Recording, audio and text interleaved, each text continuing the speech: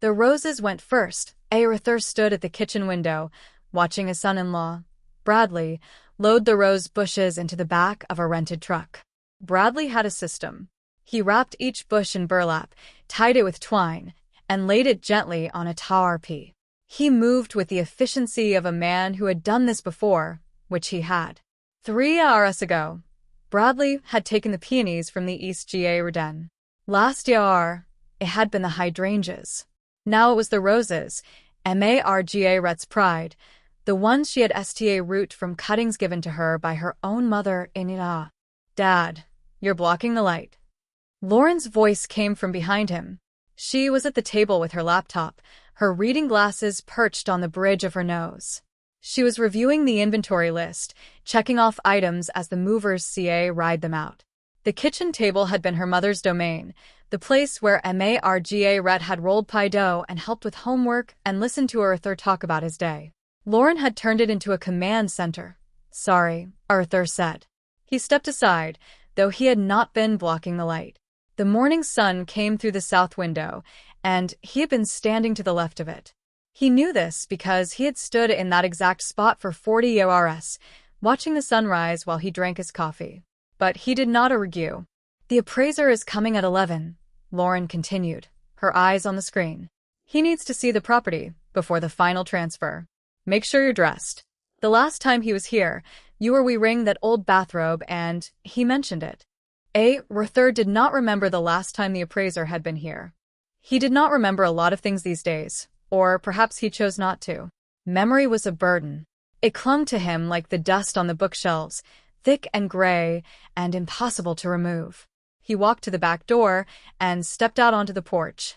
The morning was cool, the kind of autumn morning that smelled of fallen leaves and wood smoke. Bradley was on his knees now, working the roots of a particularly stubborn bush. His hands were dirty, and his expensive leather shoes were caked with mud. He looked up and saw Arthur. "Morning, Arthur," he said, and Arthur flinched slightly. It was not the tone of a son-in-law greeting a father-in-law. It was the tone of a contractor acknowledging a client. Detached. Professional. Slightly condescending. "Good morning, Bradley. The roses are beautiful. I'm going to plant them at the new place. They'll look great by the pool." Arthur nodded. He knew the new place. It was a 6-bedroom house in a gated community, the one Bradley and Lauren had bought after Lauren's promotion. It had a pool and a tennis court and a 3 rage. It was the kind of house that said money without saying taste. Arthur had seen the blueprints. He had been shown them at a family dinner a year ago when Lauren had proudly announced that they were upgrading. No one had asked Arthur what he thought. "The pool will be good for them," Arthur said. "They need sun." "They'll have plenty of it," Bradley said, standing up and brushing off his knees. "It's south-facing, and the drainage is excellent. No more flooding in the Bacquier Road."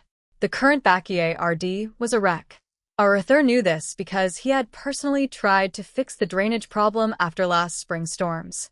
He had spent 3 weekends digging trenches and laying gravel, his old back protesting the whole time. No one had helped him. Derek had been too busy with work.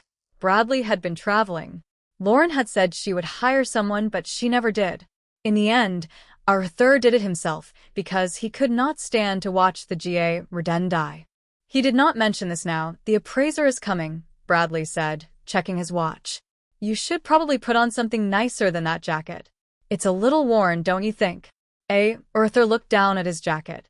It was the same corduroy jacket he had worn for the past 15 years. The elbows were patched. The collar was frayed.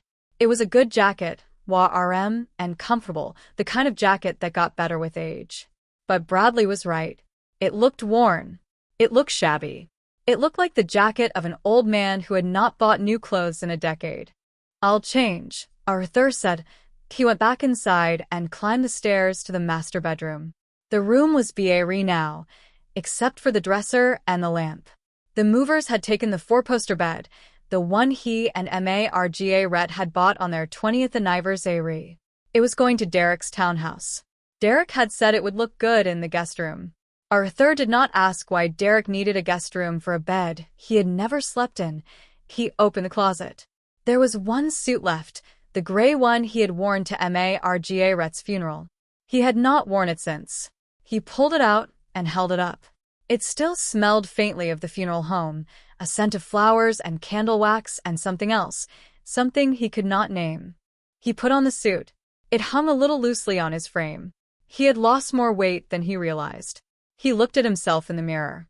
An old man in a funeral suit, standing in an empty room. He almost laughed. It would have been a bitter laugh, the kind that came out when there was nothing else to do but laugh. He walked back downstairs. The appraiser had arrived, a young man with a tablet and a tape measure. He was taking photos of the living room, recording the SQA footage, noting the condition of the floors. Lauren was with him, gesturing at the windows and the fireplace. "The crown molding is original," she said. "The floor's a walnut, not oak. It makes a difference in the value." The appraiser nodded and made notes. Arthur stood in the doorway, watching the assessment of his life's work.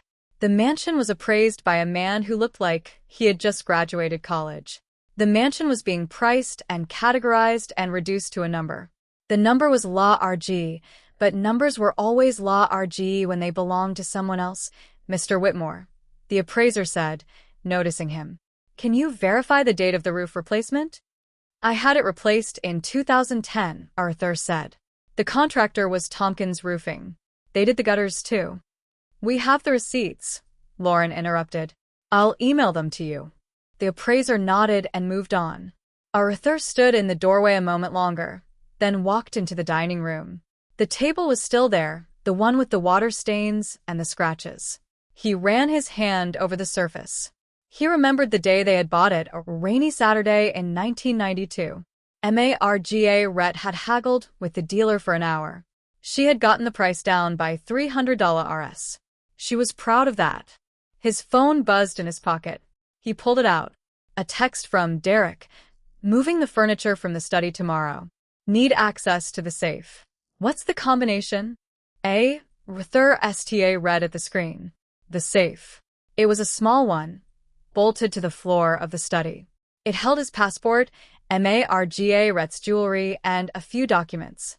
The documents were the important ones. Birth certificates. Mariage license. Deeds to properties that no one knew about.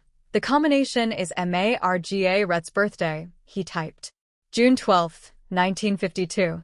Derek's reply came a minute later. "Got it. I'll be there at 9. Arthur put the phone away. He had just given his son access to the safe. He had not lied about the combination. But he had not told Derek about the false bottom, the one that held the real documents. The ones that listed Arthur Whitmore as the sole beneficiary of a trust worth more than the mansion, the townhouse, and the new gated community combined. He walked into the kitchen. Lauren was there talking to the appraiser. Bradley had come in from the GA den, his shoes now cleaned, his hands washed. He was standing by the counter, eating a slice of toast that he had taken from the loaf Arthur had bought yesterday. "Toast?" Arthur asked. "I'm SDA Arving," Bradley said, not looking up. "The work is hard. You wouldn't understand." Arthur would have understood. He had spent 30 years in a job that required 16-hour days and constant travel. He had built a firm from nothing, had taken on partners and mentored young lawyers, and made deals that had put food on the table for 2 generations. His children had never asked about his work. They had assumed he was a mid-level accountant because that was what he had told them. He had told them that because Marga Rhett had wanted them to have a normal childhood, free from the pressure of wealth. He looked at his family. Lauren was still talking to the appraiser, her voice sharp with authority. Bradley was chewing his toast, checking his phone, dismissing his father-in-law with every casual glance. Derek was on his way, ready to empty the safe and take the last valuable items. They had taken his furniture. They had taken his wife's roses. They were taking his house, and he let them. He poured himself a cup of coffee from the pot on the counter. It was cold. No one had made fresh coffee this morning because no one had thought to check. He drank it anyway, standing in the corner of the kitchen, watching his family dismantle his life. "Dad," Lauren said, finally noticing him. "The appraiser needs to see the basement. Can you unlock the door?" "The basement door is unlocked," Arthur said. It's jammed again, Lauren said. You need to fix it. He had fixed it last week. He had spent an afternoon with a crowbar and a plane, shaving down the wood until the door opened smoothly. He had said nothing about it. He had just done it because that was what fathers did. They fixed things. They maintained things. They held things together until they were no longer needed. I'll fix it, he said, setting down his cold coffee. He walked down to the basement. The door was not jammed. It opened easily. The appraiser followed him, taking photos of the foundation and the water heater and the fuse box. Arthur stood by the furnace and watched the young man work. The heating system is old, the appraiser said. Potential buyers might want to replace it. It's a selling point. It works fine, Arthur said. I do the maintenance myself. The appraiser raised an eyebrow but said nothing. He finished his photos and went back upstairs. Arthur lingered in the basement, looking at the boxes that lined the walls. Boxes of Christmas decorations. Boxes of old photographs. Boxes of school projects and report cards and birthday cards. He opened one of the boxes. It was full of toys, children's toys that his grandchildren had left behind. A stuffed bear. A broken race car. A doll with one arm. He picked up the bear and held it. It smelled of dust and childhood, a sweet, lost scent. His grandchildren were not coming back. They were busy with soccer and piano and school. They called him sometimes, their voices tinny through the phone. They were polite but distant. They did not know what was happening to their grandfather. They did not know he was being moved out. Their parents had told them he was getting a new apartment, that he needed to downsize, that it was for the best. The best. Arthur put the bar back in the box and closed the lid. He walked up the stairs, each step deliberate, each step measuring the distance between what he had been and what he was becoming. In the kitchen, Bradley was talking to Derek on the phone. Yeah, the safe is tomorrow. The combination is Marga Rhett's birthday. I'll send you the photos of the china. Arthur stood at the counter and listened. They were planning. They were dividing. They were treating his life like an estate sale, a set of items to be distributed among the heirs. We should get rid of the old fishing rods, Derek was saying through the speaker. No one wants them. They're just clutter. I'll toss them, Bradley said. Arthur's fishing rods. The ones he had used for 40 years, the ones he had taught Derek to cast with, the ones that had caught the salmon he had grilled for Marga Rhett on their anniversary. They were clutter.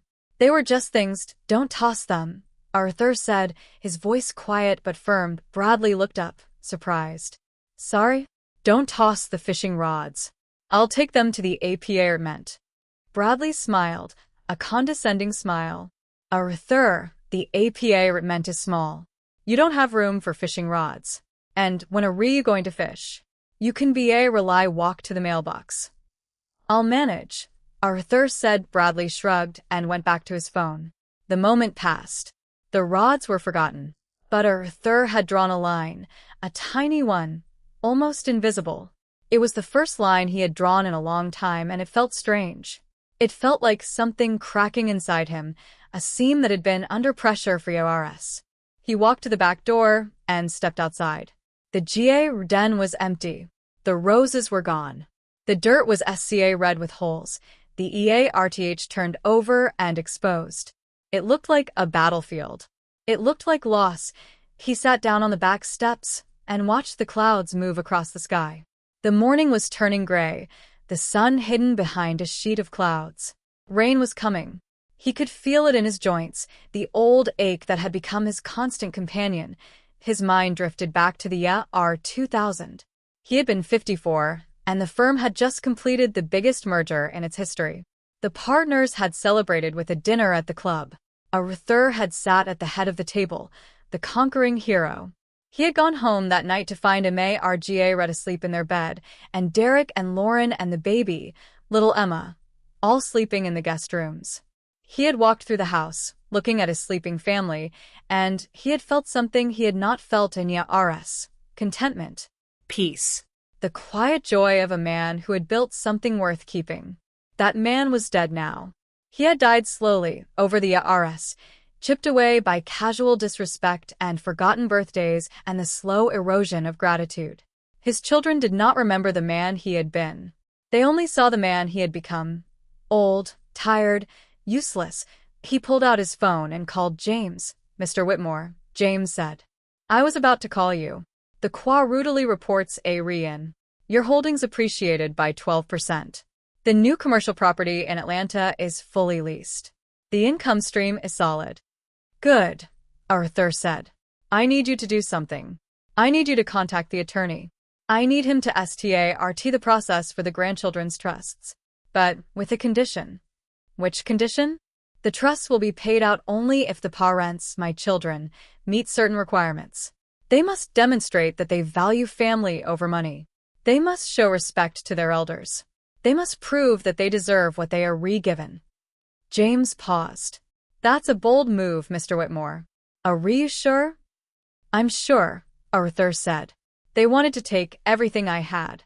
I'm going to give them the chance to EARN it back. But they have to EARN it. And if they can't, if they choose greed over grace, then they get nothing. The trust goes to charity. Every dollar of it." James was silent for a moment. Then, "I'll draft the paperwork. It will take a few weeks." "I have time," Arthur said. "I've been patient for 10 years. I can be patient a little longer."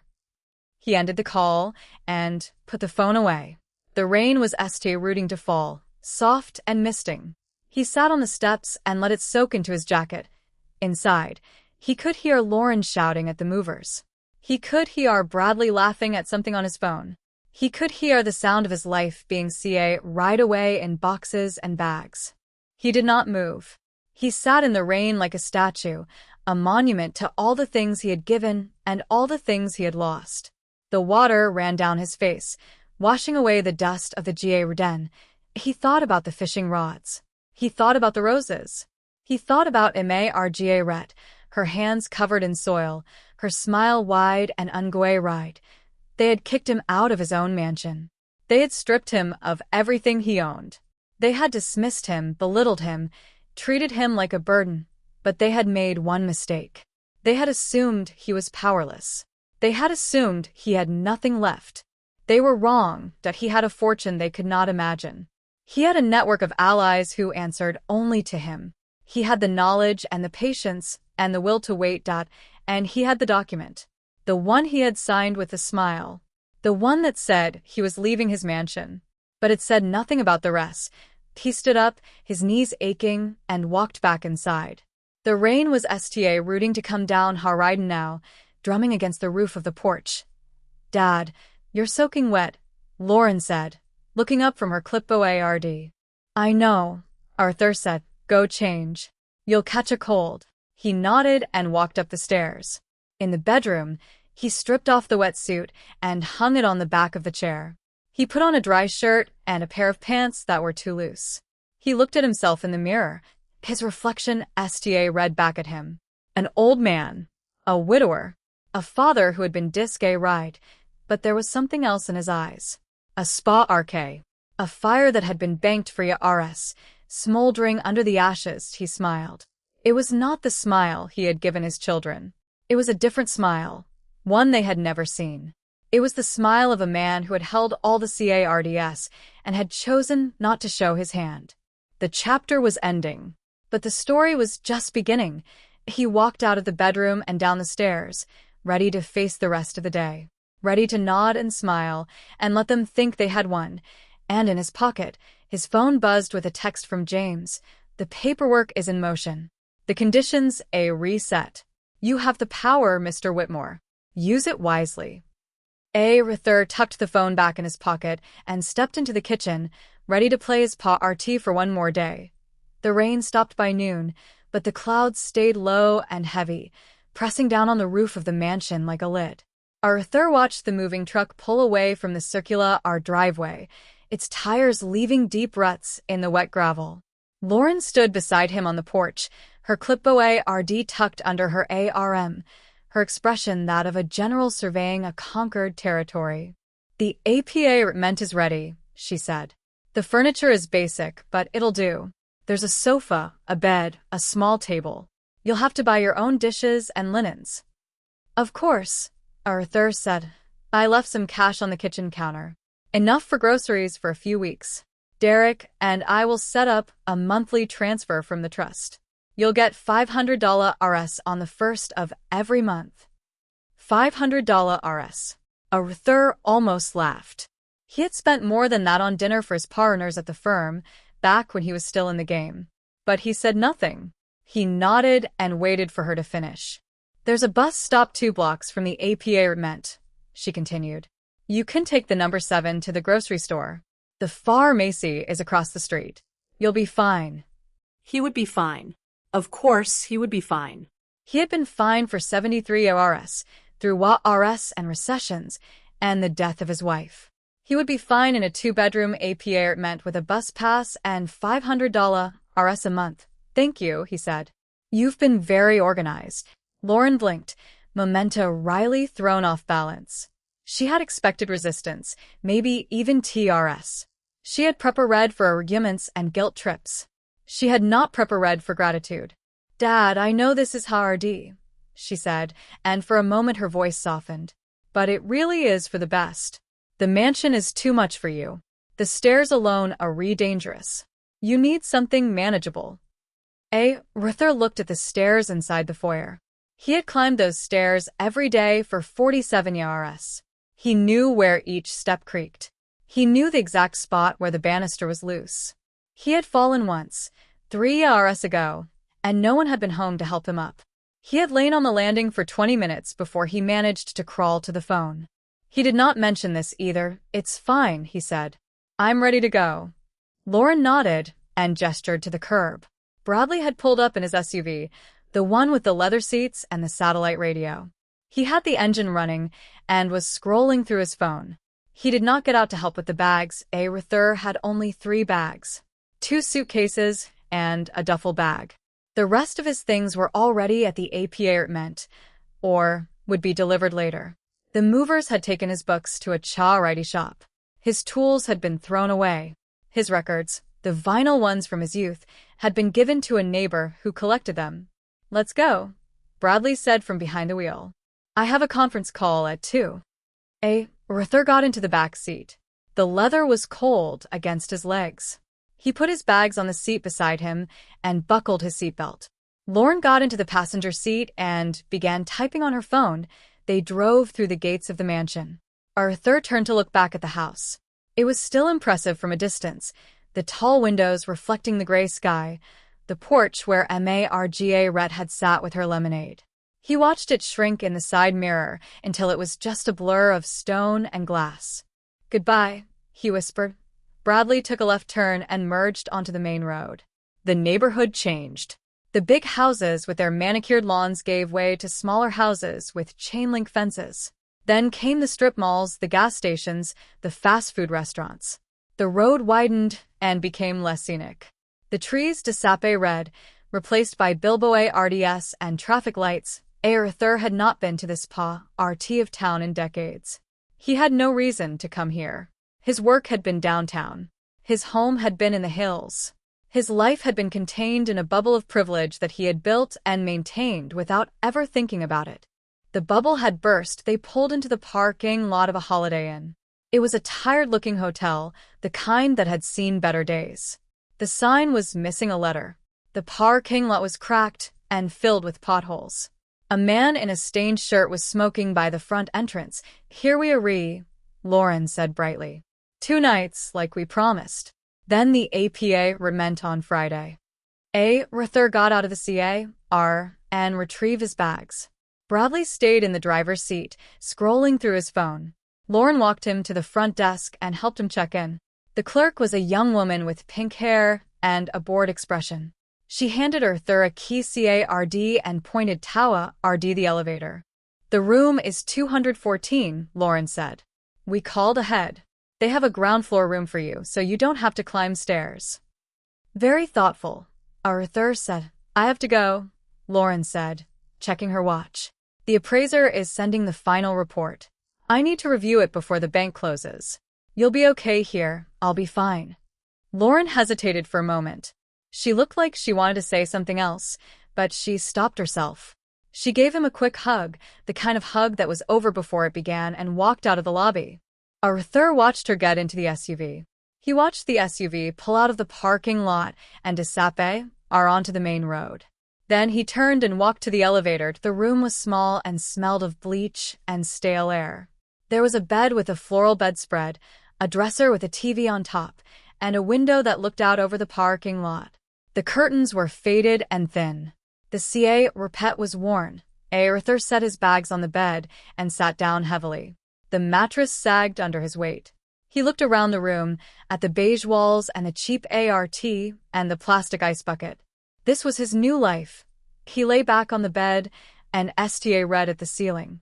There was a water stain there too, a brown ring like the one in the mansion. He closed his eyes and let the silence wash over him. His phone buzzed. He pulled it out and looked at the screen. A text from Derek. The safe is open. Thanks for the combo. We found the jewelry. Lauren will have it appraised. There's some old documents too. Birth certificates. You want them or should we toss them? Arthur's heart rate spiked. The documents. The ones in the false bottom. His hands trembled slightly as he typed his reply. Keep the documents. I'll pick them up. Sure. Whenever. Arthur STA read at the phone. Derek had found the false bottom. He had opened it and seen the papers. But he had not recognized them for what they were. He thought they were birth certificates and old deeds. He did not know they were the key to everything. Arthur let out a breath he did not realize he had been holding. The documents were safe. Derek had dismissed them as unimportant. He had put them in a box with the rest of the junk. He called James. Mr. Whitmore, James said. I was hoping you would call. There's something you need to know. Derek visited the bank this morning. Which bank? The one where you have the safe deposit box. The one where you keep the Cayman accounts. Arthur's chest tightened. What did he want? He wanted access to the box. He claimed he was your power of attorney. The manager called me, and I told them to deny access. Derek left in a hurry. He was not happy. Arthur closed his eyes. His son was trying to get to his money. He was trying to find the accounts, to drain them, to take the last of his father's wealth. The betrayal was complete. It was not just a house and a trust fund. It was everything. Derek wanted everything. He's looking for the money, Arthur said. He is, James confirmed. He knows you have more than you're telling them. He's been asking around. He visited your old firm yesterday. He talked to some of the partners. What did they tell him? Nothing. They're bound by confidentiality. But he's persistent. He'll keep digging. Arthur thought for a moment. His mind was racing, calculating, planning. He had not expected Derek to be this aggressive. He had thought he would take the mansion and the trust and be satisfied. He had underestimated his son's greed. I need to protect the accounts, he said. Move them. Split them up. Make it impossible for him to find them. Already done, James said. I transferred the funds to 6 different institutions. The accounts re in your name, but the addresses re 4-way writing addresses. He won't be able to trace them. Good, Arthur said. And the attorney the trust for the grandchildren, still in progress. The conditions re being drafted. It will take another week or 2. But there's something else you should know. What? Lauren filed a petition this morning. She's requesting to be appointed as your legal guardian. She claims you're no longer capable of managing your own affairs. The room spun. Arthur gripped the edge of the bed to steady himself. His own daughter was trying to have him declare red incompetent. She wanted legal control over his life, his finances, his future. She told me she wanted me to be safe, Arthur said, his voice hollow. She said she wanted what was best for me. She's lying, James said bluntly. She's trying to take control. If she becomes your guardian, she can access everything. Your bank accounts, your investments, your property. She'll have legal authority to do whatever she wants. Arthur took a deep breath. The anger was rising inside him, hot and fierce. He had tolerated the dismissal, the disrespect, the casual cruelty. But this was different. This was an attack on his autonomy, his dignity, his very self. What do I do? He asked. Fight it, James said. Hire an attorney. Contest the petition. Prove that you are competent. It will be expensive and time-consuming, but it's the only way to stop her. Arthur was silent for a long moment. He thought about his children, the ones he had raised with love and sacrifice. He thought about the RS of sleepless nights and missed holidays. He thought about the college tuitions and the first CARS and the wedding expenses. He had given them everything. He had given them his time, his money, his heart. And they had taken it all and asked for more. "I'm not going to fight it," he said finally. "Mr. Whitmore, you can't. I'm not going to fight it," Arthur repeated. "Let her file the petition. Let her think she's winning. Let them all think they've broken me. Mr. Whitmore, if she becomes your guardian, she won't," Arthur said. "I'm going to give her the rope, James. I'm going to let her hang herself with it." He explained his plan. It was simple, elegant, and devastating. He would let Lauren proceed with her petition. He would go along with the guardianship. He would cooperate with every request, show up to every hearing, play the part of the confused old man. And then, at the right moment, he would reveal the truth. He would show the court that he was not only competent, but wealthy beyond imagination. He would produce the documents, the accounts, the evidence of his mental fitness. And Lauren's petition would collapse. Her credibility would be destroyed. Her reputation would be in ruins. James listened in silence. When Arthur finished, he let out a low whistle. "That's ruthless, Mr. Whitmore." "They root it," Arthur said. "I'm just finishing it." He ended the call and lay back on the bed.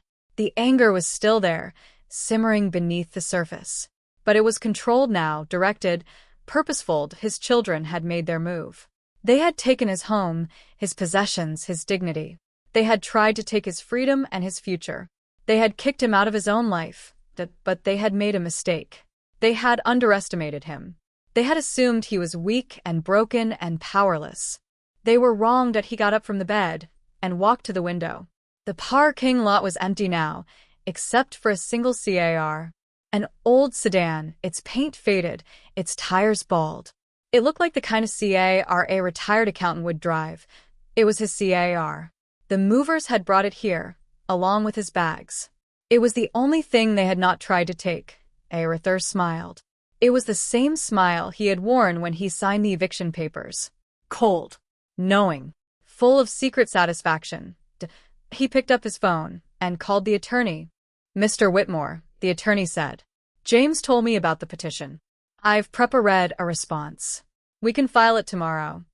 "Don't file it," Arthur said. Not yet. "I want you to wait. I want you to let them think they've succeeded. I want you to let them get comfortable in their victory." The attorney paused. "I understand, Mr. Whitmore. But are you sure this is a dangerous game?" "Life is a dangerous game," Arthur said. "I've been playing it for 73 years. I'm not about to lose now." He ended the call and sat down on the edge of the bed. The room was quiet. The air conditioning hummed. The clock on the nightstand blinked 2:47 p.m. He thought about Margaret. He thought about the life they had built. He thought about the home they had created, the family they had raised, that they had been good parents. They had loved their children. They had given them every advantage, and now their children were trying to destroy them. But they had not succeeded. They had not destroyed Arthur. They had only awakened him. They had reminded him of the man he used to be, the one who had built an empire from nothing, the one who had never lost a battle. He reached into his bag and pulled out a small leather folder. Inside was a photograph of Margaret, the same one he had looked at in the garden. He kissed his fingertip and touched it to her face. "I'm sorry," he whispered. "I'm sorry they turned out this way. I'm sorry I let them become this. But I'm going to fix it. I'm going to fix it for both of us." He put the photograph away and stood up. The room was small and cold and lifeless. But he did not mind. He had been in worse places. He had root his rear in a basement office with a leaky ceiling. He had built his fortune from a handful of clients and a lot of hard work. He would build it again. Or rather, he would reveal it. He would let his children see the truth about their father. He would let them see the empire they had so casually dismissed. It was a beautiful thought. He walked to the door and opened it. The hallway was quiet, the pet worn. the lights dim. He walked to the elevator and pressed the button. He was going to the grocery store. He needed milk and bread and eggs. He needed to play his party. He needed to be the old man, the simple, harmless old man who went to the store with his walker and his coupon book. But underneath the act, the truth was waiting. The truth was patient. The truth was gathering its strength. Arthur stepped out of the hotel and into the parking lot. The sun was trying to break through the clouds, a pale yellow glow on the horizon. He walked to his car and got into the engine STA route on the first try. He pulled out of the lot and onto the main road. The store was 3 blocks away. He drove slowly, carefully, the way old men drove. He let the other cars pass him. He waited at the stop signs. He obeyed every rule. But in his mind, he was already planning. He was already seeing the future, the moment when everything would change. His children had taken everything from him. They had thrown him away like trash. They had assumed he was nothing. They would pay for that assumption. Arthur smiled as he pulled into the parking lot of the grocery store. The smile was hidden, invisible to the other drivers, invisible to the world. But it was there. And it was growing. The grocery store was bright and cold, the fluorescent lights humming overhead like a distant SWARM of bees. Arthur pushed a CART through the aisles, his movements slow and deliberate. He picked up a loaf of bread, a carton of milk, a dozen eggs. He studied each item as if it were a foreign object, turning it over in his hands before placing it in the CART. He knew he was being watched. The store had security cameras in every corner, their black domes gleaming like unblinking eyes. He did not look at them. He did not look at anything except the shelves in front of him at the checkout. The cashier was a young man with acne and a bored expression. He scanned Arthur's items without making eye contact. Arthur paid with the cash Lauren had left him, a $20 bill that was already crumpled from being folded in his pocket. "Have a good day," the cashier said, his voice flat and automatic. "You too," Arthur said. He walked back to his car and put the groceries in the trunk. The trunk was empty except for a blanket and a spa tire. He closed the lid and stood for a moment, looking at the parking lot. The rain had STA root again, a fine mist that clung to his jacket. He got into the car and sat there, his hands on the steering wheel, his mind somewhere else. He had been in this parking lot before. 20 years ago, maybe more. He had brought his grandchildren here, Emma and little Derek, the ones who were now teenagers. They had been small then, really old enough to walk. He had pushed them in the shopping cart, one on each side, and they had laughed and screamed with joy. Those grandchildren were gone now. They had become strangers, polite and distant, their faces hidden behind phones and headphones. They called him on his birthday, but the calls were brief and awkward. They did not visit. They did not write. They had been told, probably, that Grandpa was getting old and forgetful, that he needed to be handled carefully. Arthur STA route the car and drove back to the Holiday Inn. He parked in his assigned spot and ride his groceries up to the room. The elevator was slow and creaky. The hallway smelled of cigarette smoke and cleaning solution. In the room, he put the milk in the tiny refrigerator and the bread on the counter. He sat down at the small table by the window and looked out at the parking lot. His phone buzzed. A text from Emma. "Hey, Grandpa. Mom said you moved to a new place. Can I visit?" Arthur STA read at the screen. Emma, his first grandchild. She was 16 now, a junior in high school, with her mother's sharp features and her grandmother's soft eyes. He had not seen her in 6 months. "I'd like that," he typed. "I'm at the Holiday Inn on Maple Street. Room 214. You can come anytime." "I'll come tomorrow after school," she replied. "I have something to tell you." Arthur put the phone down and smiled. It was a real smile, the first one in days. His granddaughter wanted to see him. She had reached out, unprompted, without being told. Maybe there was hope. Maybe not all of them had turned into strangers. Maybe there was still some of Margaret's kindness left in the next generation. He spent the rest of the evening watching television. The news was on, a reporter talking about the stock market. Arthur listened without interest. He had made his money in the market, but he had not checked his portfolio in months. He did not need to. James handled everything. At 9 o'clock, he turned off the TV and went to bed. The mattress was too soft, but he was tired enough to sleep. He closed his eyes and let the darkness take him. He dreamed of Margaret. She was in the garden, her hands covered in soil, her face turned up to the sun. She was laughing about something, her laughter light and musical. He tried to call out to her, but no sound came out of his mouth. She did not see him. She kept laughing, and the laughter faded into silence. He woke with a start. The room was dark. The clock on the nightstand glowed 2:14 a.m. He lay there, his heart pounding, his breath shallow. He had not dreamed of Margaret in months. The dream felt like a sign, a message from somewhere beyond. He did not know what it meant. He only knew that it had left him shaken and unsettled. He got out of bed and walked to the window. The parking lot was empty, illuminated by the pale glow of the streetlights. A single car passed on the main road, its headlights cutting through the dark. He thought about Emma. He thought about her text, the words she had typed. He had something to tell you. What was it? Was she in trouble? Was she happy? Did she need something from him? He would find out tomorrow. For now, he needed to rest. He needed to be strong for whatever was coming. The next morning, he woke early. He showered and dressed and ate a bowl of cereal from the box he had bought at the store. He was sitting at the table, reading a newspaper he had picked up at the front desk, when there was a knock on the door. He opened it.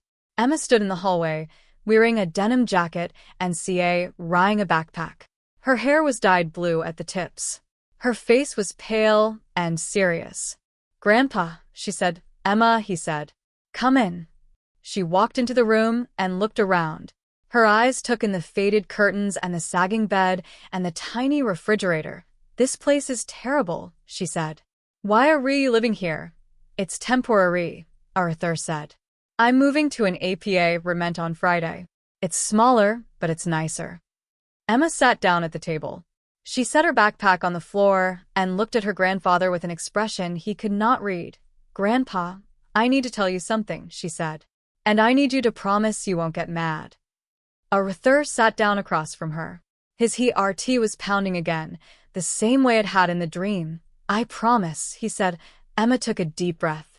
"Mom and Dad are really fighting. They've been fighting for months. Dad lost his job, and Mom is angry all the time. She's been talking about divorce. She says she's going to take everything and move back to the city." Arthur listened, his face impassive. He had known about Bradley's job loss. James had told him weeks ago, but he had not known about the fighting. He had not known about the divorce. "Last week," Emma continued, "Mom found out about the safe. She said you had money hidden there. She said you were lying to everyone. She told Dad they should try to get it before the divorce. She said they needed to take everything they could." Arthur felt a cold chill run down his spine. The safe. The documents. Lauren knew. She knew about the false bottom, about the hidden papers. She knew he had been hiding something. "Your mother," he said slowly, "asked me about the safe." "No," Emma said. "She didn't ask you. She asked Derek.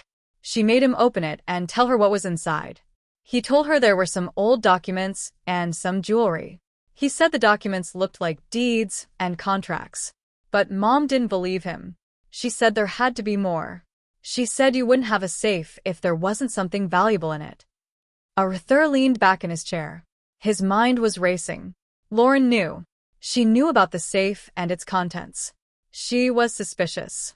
She was already planning. "Grandpa," Emma said, her voice trembling. "I heard her talking on the phone last night. She was talking to a lawyer. She said she was going to file for guardianship. She said once she had control, she could access all your accounts. She said she would find the money and take it." Arthur reached across the table and took his granddaughter's hand. Her fingers were cold and trembling. "Emma," he said, "listen to me. Everything is going to be fine. Your mother is not going to get what she wants. I have a plan. But I need you to be careful. I need you not to tell anyone what you've told me." "Can you do that?" Emma nodded, her eyes wide with fear, and confusion. Good, Arthur said. Now, tell me more about what he wrote. When is she filing the petition? What did the lawyer say? Emma took a shaky breath. She said she was filing it this week. She said she had doctors who would testify that you're not competent. She said she had already found the guardianship forms and filled them out. Arthur closed his eyes. The betrayal was complete. Lauren was not just greedy. She was ruthless. She was willing to destroy his reputation, his autonomy, his very identity, to get what she wanted, but she had made a mistake. She had been realist. She had talked in front of her daughter. She had left the door open for Arthur to find out what she was planning. Emma, he said, I need you to help me. I need you to do something for me. And I need you to promise you'll do it without telling anyone. Emma hesitated. What is it? I need you to take a message to my attorney. I need you to deliver a letter he cannot trace back to me. Can you do that? Emma nodded again. Yes. I can do that. Arthur smiled. It was a genuine smile, one he had not worn in a long time. He had an ally. He had someone in his corner, and he stood up and walked to his bag. He pulled out a notebook and a pen. He wrote a quick note to his attorney, explaining what Lauren was planning and giving instructions on how to proceed. He sealed it in an envelope and handed it to Emma. Take this to the address on the front, he said. Give it to the man at the desk. Tell him it's from Mr. Whitmore. He'll know what to do. Emma took the envelope and put it in her backpack. Grandpa, what are you going to do? Arthur looked at his granddaughter. She was young and red and confused. She had come to him for help, and he had given her a task. It was not fair to her. But he had no choice. I'm going to finish what I wrote, he said. I'm going to let your mother and uncle think they've won. I'm going to let them make their move. And then I'm going to show them the truth. What truth? Arthur smiled. It was a different smile now, a cold smile that did not reach his eyes. The truth about who I really am, he said. Emma left an hour later, her backpack heavy with the envelope. Arthur watched her walk across the parking lot and get into a car that was waiting for her. A friend had driven her, he guessed. She had not told her mother she was coming. He sat down at the table and looked out the window. The clouds were rooting to break up, revealing patches of blue sky. The sun was on his face. He thought about Lauren and her petition. He thought about Derek and his greed. He thought about Bradley and his contempt. They had taken everything from him. They had treated him like a burden, an obstacle, a source of money. They had no idea who they were dealing with. He reached for his phone and called James. Mr. Whitmore, James said. I heard about Lauren's petition. Is it true? It's true, Arthur said. She's filing this week. Then we need to move. I can have the attorney file a counter-petition by tomorrow. We can stop this before it starts. No, Arthur said. Don't file anything. I want her to move four-way road. I want her to think she's winning. Mr. Whitmore, if she becomes your guardian. Calm down, James. She won't become my guardian. I have a plan. He explained the situation. He told James about Emma, the letter, the information she had provided. He told him about the doctors Lauren had found, the ones who would testify that he was incompetent. Those doctors really are, James said. We can discredit them. We can, Arthur agreed. But I don't want to. I want them to testify. I want them to state, under oath, that I am not competent. And then I want to prove them wrong.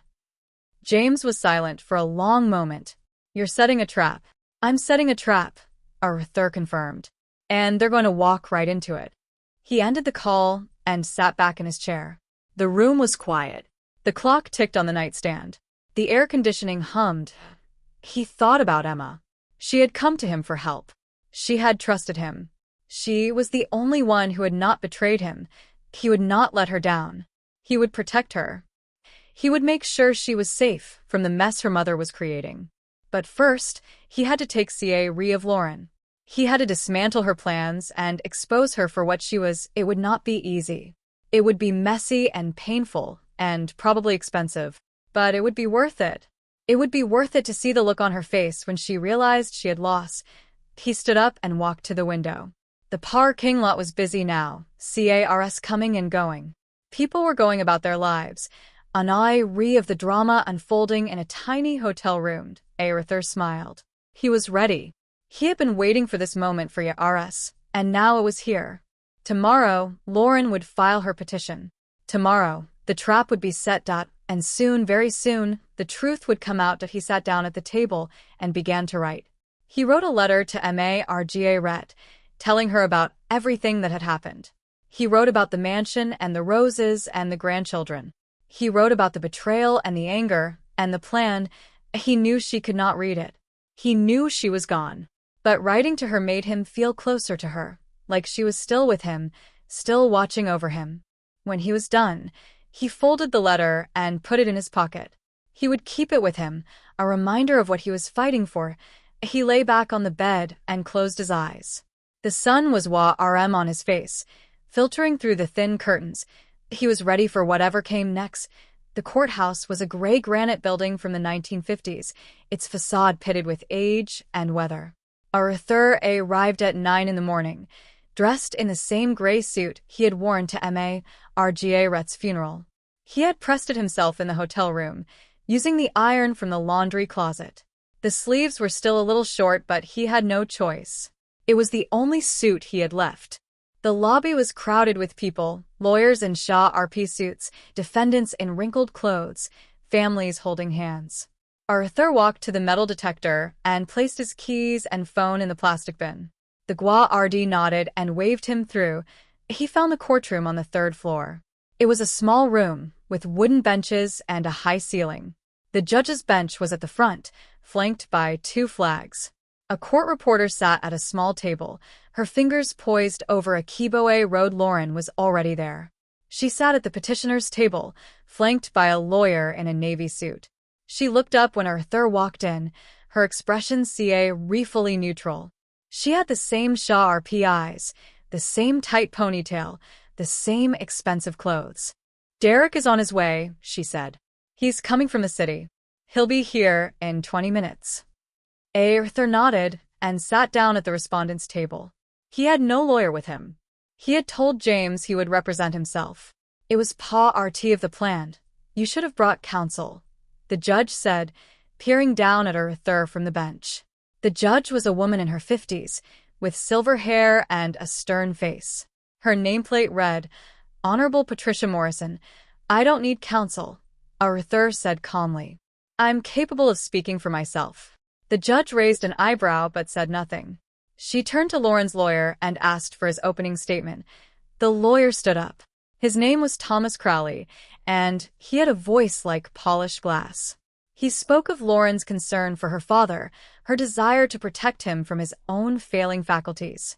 He cited the testimony of 2 doctors, both of whom had examined Arthur and found him incapable of managing his own affairs. Arthur listened without expression. He had never met those doctors. They had never examined him. They had signed their affidavits based on Lauren's lies. "When we call our doctors to the stand," Crowley said, "they will show that Mr. Whitmore is suffering from early stage dementia. He forgets appointments. He wanders. He cannot be trusted with his own finances." The judge turned to Arthur. "Mr. Whitmore, do you have any response to these allegations?" Arthur stood up. His voice was steady, his gaze direct. "Your Honor, I would like to call a witness. My granddaughter, Emma Whitmore." Lauren's face went pale. She leaned over and whispered urgently to her lawyer. Crowley shook his head and whispered back. "Your Honor," Crowley said, "the witness has not been disclosed. This is a violation of procedure." "Your Honor," Arthur said, "I was not I needed to disclose my own granddaughter. She came to me with information about this case. Information that the petitioner deliberately withheld from the court." The judge's eyes narrowed. "What information, Mr. Whitmore?" Arthur reached into his pocket and pulled out a sealed envelope.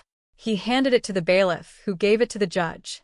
She opened it and read the contents, her expression shifting from curiosity to surprise to something that looked like anger. "Is this true, Mr. Crowley?" the judge asked, her voice cold.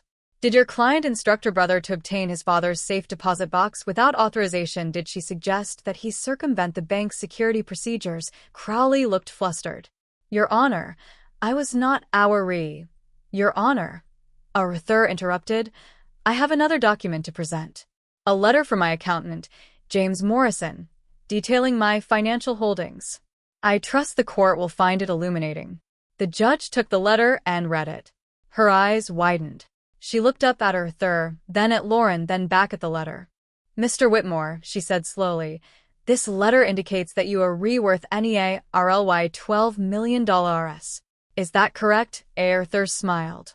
It was a calm smile, the smile of a man who had been waiting for this moment for a very long time. Yes, Your Honor. I am worth $12 million RS. I have property holdings in 3 states. I have a diversified stock portfolio. I have been managing my own affairs for over 50 years. I am not incompetent. I am not demented. I am a successful businessman who chose to live modestly because my late wife wanted our children to grow up with a sense of proportion. The courtroom was silent. Lauren was staring at him, her face white as paper. Derek had just walked in, his expression frozen in shock. You're lying, Lauren said, her voice a whisper. You can't have that much. You were an accountant, a junior partner. You told us. I lied, Arthur said. I lied to protect you. I wanted you to Leah are in the value of RD work. I wanted you to build your own lives, not rely on my money. But you never Leah reneged. You only became greedy. You only wanted more. The judge banged her gavel. Order. I will have order in this courtroom. She looked at Arthur. Mr. Whitmore, you have presented compelling evidence. The petition for guardianship is denied. Furthermore, I am referring this matter to the district attorney's office. There are to be irregularities riddies in the petitioner's conduct that warrant investigation. Lauren stood up, her chair scraping against the floor. No. No, you can't do this. He's lying. Those documents fake. Your Honor, Crowley said quickly. My client is upset. She didn't mean, she meant every word, Arthur said. She wanted to take everything I had. She convinced my son to steal from me. She hired doctors who never examined me. She is not a loving daughter. She is a thief. The judge looked at Lauren. Her expression was cold, dismissive. Ms. Whitmore, you will leave this courtroom. Your behavior is deplorable. Lauren turned to Arthur. Her eyes were wild, her composure gone. You'll regret this, she said. You'll regret everything. She stormed out, followed by Crowley and Derek. The courtroom emptied. Arthur remained at his table, his hands folded in front of him. The judge looked at him. Mr. Whitmore, I apologize for the ordeal you have been through. This court does not tolerate such abuse. Arthur nodded. Thank you, Your Honor. I appreciate your fairness. He walked out of the courtroom with his head held high. The hallway was empty. Lauren and Derek were gone, probably already on their way home to nurse their wounded pride. He walked down the stairs and out of the building. The sun was bright, warming his face. He took a deep breath and felt something release inside him, that it was over. The guardianship was denied. Lauren had been exposed. Derek had been humiliated, but it was not the end. It was only the beginning. He called James from the curb. It's done, he said. The petition is denied. They're going to investigate Lauren for fraud. That's excellent news, Mr. Whitmore, James said. But I have to warn you. This isn't over. She's going to fight back. She's going to come after you in other ways. I know, Arthur said. That's why I need you to file the next motion. I want to take control of the trust. The one I put the grandchildren's names on. That trust is already in your control. You're the trustee. Not anymore, Arthur said. I'm going to transfer the entire trust to Emma. She's the only one who deserves it. She came to me. She helped me. She was the only one who showed me loyalty. James was silent for a moment. Mr. Whitmore, that's a significant amount of money. Are you sure you want to do that? I'm sure, Arthur said. Emma is the future. She's what Marga Rhett and I hoped for. The rest of them are lost. He ended the call and walked to his car. The parking lot was still busy, people coming and going, the rhythm of daily life continuing. He sat in his car and looked at the courthouse. It was just a building, but it had given him something precious. Justice. He had been right to wait. He had been right to trust in the process. His children had overreached. They had underestimated him. They had thought he was a weak old man, defenseless and compliant. They had been wrong. He pulled out his phone and called Emma. "Grandpa," she said. "What happened, Are you okay?" "I'm fine," Arthur said. "The hearing is over. The judge ruled in my favor. Your mother's petition was denied." "Oh, thank God," Emma said. "I was so red." "I know," Arthur said. "I want to see you tonight. There's something I need to tell you. Something I need to give you." "I'll be there," Emma said. "I'll come after school." Arthur drove back to the Holiday Inn. The room was the same as he had left it, the bed unmade, the curtains half drawn. He sat down at the table and opened his notebook. He had a lot of work to do. He had to contact the trust attorneys. He had to transfer the funds. He had to make sure Emma was protected. But he also had something else. He had a new purpose, a new reason to keep going. His children had failed him, but his granddaughter had not. He thought about Margaret. He thought about the life they had planned, the family they had dreamed of. It had fallen apart, but there were still pieces left. Emma was a piece. She was the best piece. He wrote a letter to her, explaining everything. The money, the trusts, the reasons he had hidden his wealth, the reasons he had waited so long to reveal the truth. He wanted her to understand. He wanted her to know that he had not been weak. He had been patient. He had been waiting for the right moment to strike, that the moment had come. And he had struck. At 6 o'clock, Emma arrived. She looked tired, her eyes red-rimmed, but she was smiling. "Grandpa," she said. "You did it." "I did," Arthur said. "And I'm not done. I have something for you." He handed her the envelope. She opened it and read the letter. Her eyes widened as she took in the contents. "Grandpa, this is too much," she said. "I can't take this." "Of course you can't," Arthur said. "You read it. You were the only one who believed in me, the only one who came to help." Tears formed in Emma's eyes. She hugged him, her arms tight around his neck. "I love you, Grandpa," she whispered. "I love you too," Arthur said. "I've always loved you, and I always will." They sat together in the small hotel room, talking late into the night. Arthur told her stories about Margaret, about the mansion, about his career. He showed her the photograph of his wife, the one he saw ride everywhere. "Grandma was beautiful," Emma said. "She was," Arthur agreed. "And she would be so proud of you. So proud of the person you've become." At 11 o'clock, Emma left. Arthur walked her to the door and watched her go. She turned back and waved, her face bright with a smile. He closed the door and leaned against it. The room was quiet. The air conditioning hummed. He had done it. He had won. But the fight was not over. There were still battles ahead. He looked at the clock. It was almost midnight. He had a long day ahead of him tomorrow, a day of legal meetings and financial arrangements. But he was not worried. He was ready. He had been ready for a long time. He sat down at the table and wrote another letter. This one was to his children. It was short and to the point. "You have lost," it read. "I am not the man you thought I was. I am stronger. I am richer. I am more powerful than you ever dreamed.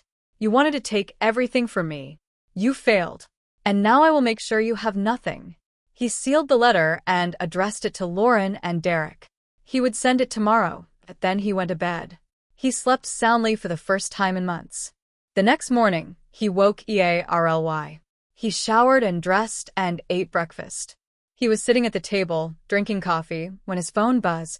It was a text from Emma. "Grandpa, I just heard from Mom. She called me crying. She said Dad left her." He found out about the court case and he walked out. "She's all alone now." Arthur read the text twice. His daughter had lost her husband. She had lost her reputation. She had lost the guardianship petition. She had lost everything. Arthur felt a pang of something. Was it pity? Was it satisfaction? He was not sure. He texted back. I'm sorry for your mother's pain, but it was her doing. She made her choices. Now she has to live with them. Emma replied, I know. I'm still sad for her though. She's my mom. Arthur thought for a moment. His granddaughter was still young. She still had a heart, a capacity for forgiveness that he had long lost. He typed, You're a good person, Emma. Better than me. Better than all of us. He set the phone down and looked out the window. The sun was rising over the parking lot, painting the gray asphalt gold. He had won, but winning felt strange. It felt like loss. He got up and walked to the door. He had a meeting with his attorney at 10. There was still much to do at the trust transfer, the property settlements, the legal proceedings against Lauren and Derek. It was a lot. But Arthur was not tired. He was energized. He had found his purpose again. He stepped out of the hotel and into the morning air. It was cold, but the sun was warm on his face. He smiled. It was a real smile, full of promise and relief. He was free. He had taken back his life, and he would never let anyone take it from him again. The new apartment was on the third floor of a building that had once been a textile mill.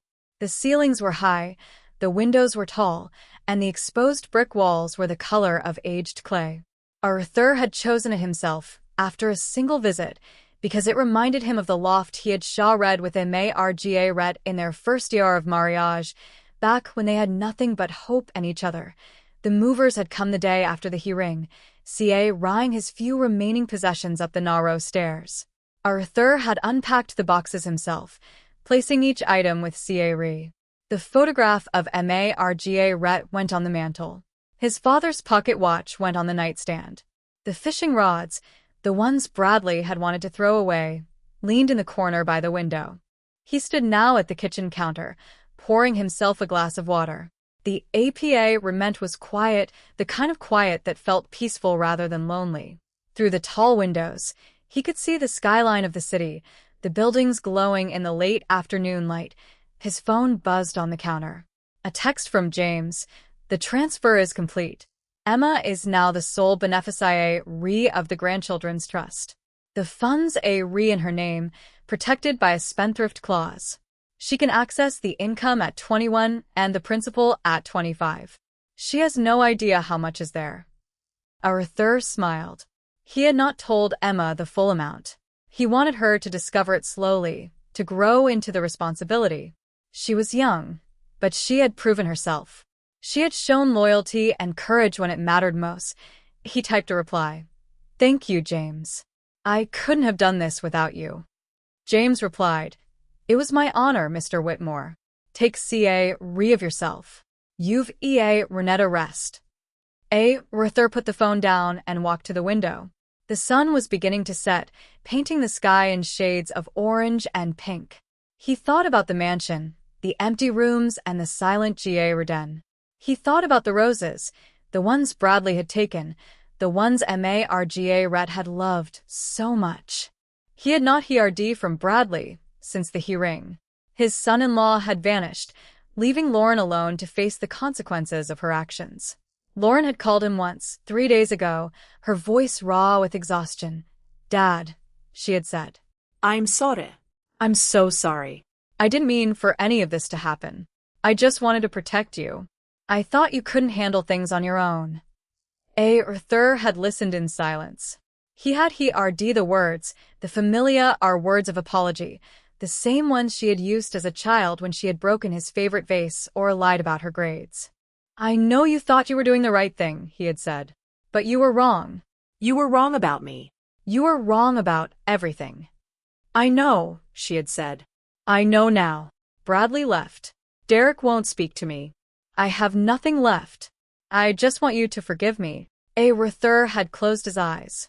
He had thought about Marga, the way she had always forgiven, the way she had believed in second chances. He had thought about the years he and his wife had spent building their family, the love they had poured into their children. I forgive you, he had said. But forgiveness doesn't change what happened. It doesn't erase the damage. You have to live with that. You have to find a way to move forward on your own. Lauren had cried on the phone, the sobs muffled and painful. Arthur had let her cry. He had not offered comfort.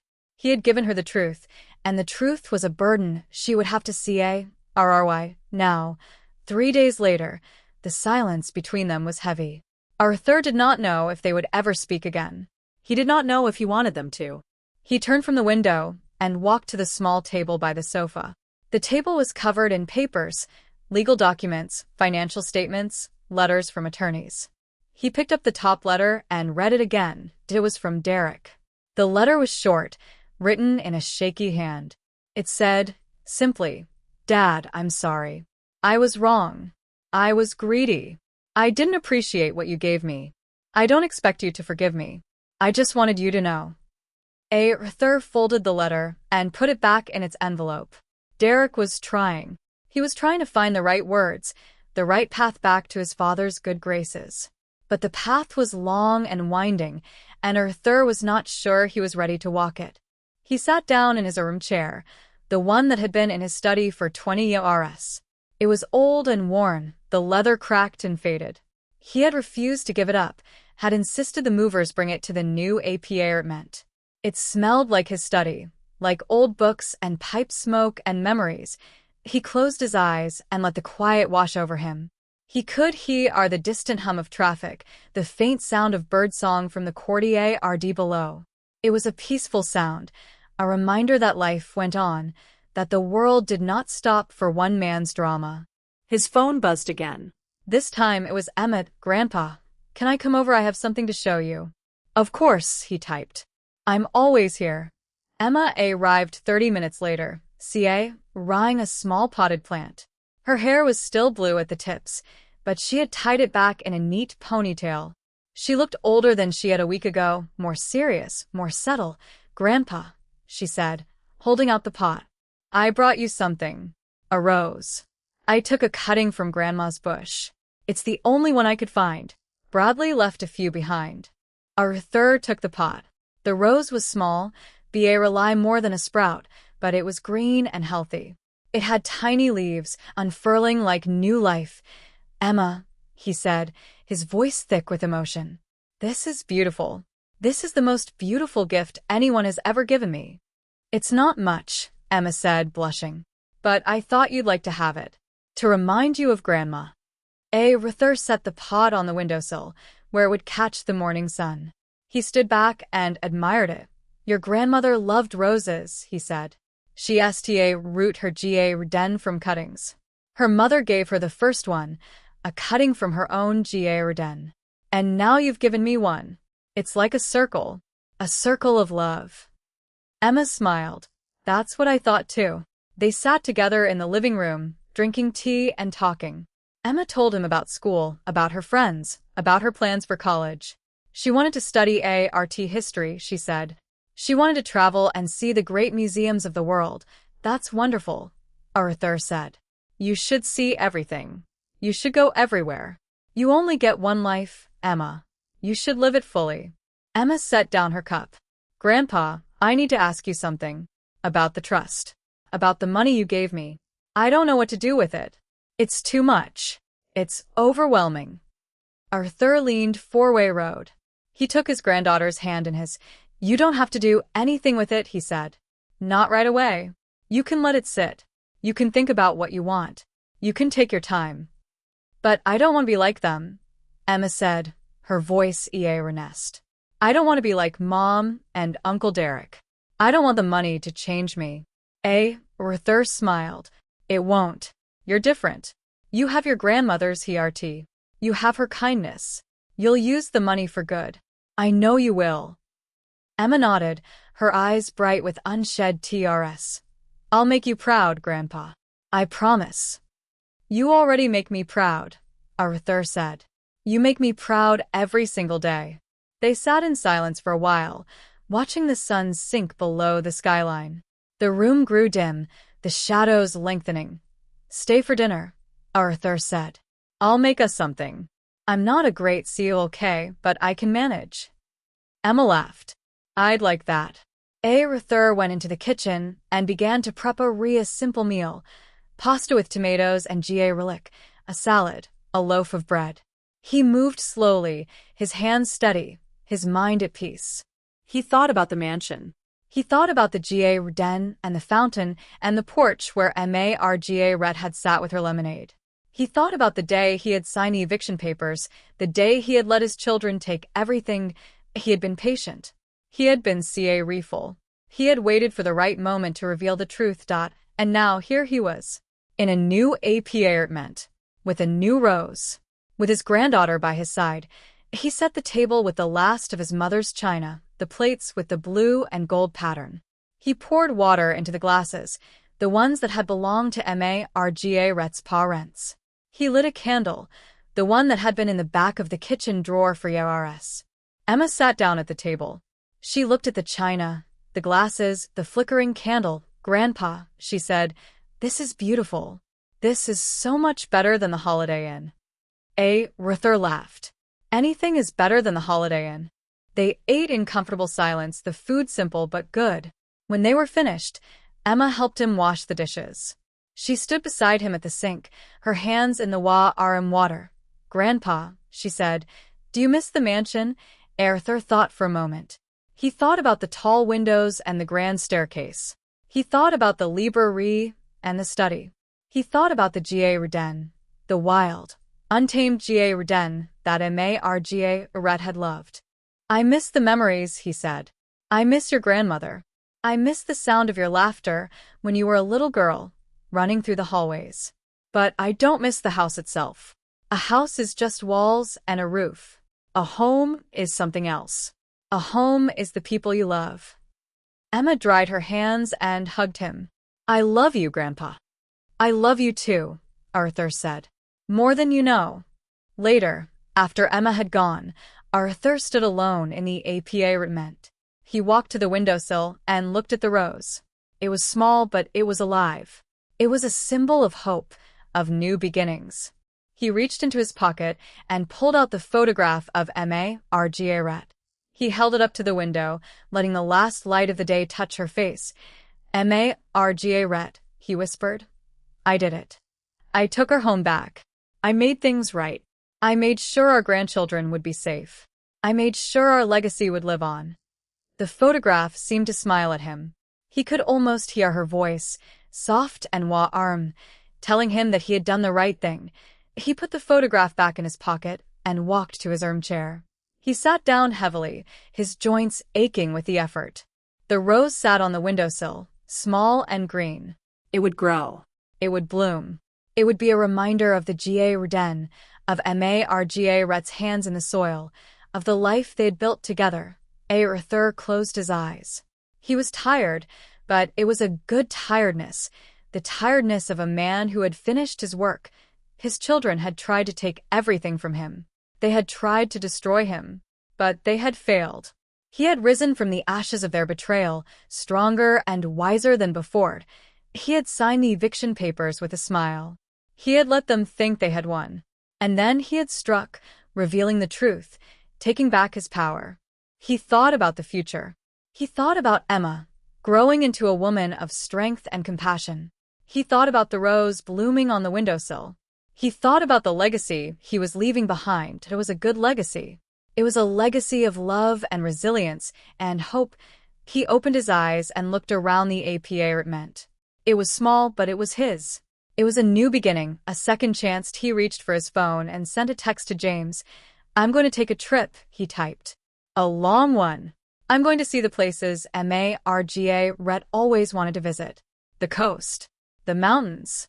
The gardens of England. I'm going to live the rest of my life on my own terms." James replied, "That sounds wonderful, Mr. Whitmore. You've rented it." Arthur smiled. He set the phone down and looked at the rose one more time. That the old man was free. The old man was at peace, and somewhere, in a garden he had once called his own, the roses were beginning to bloom again.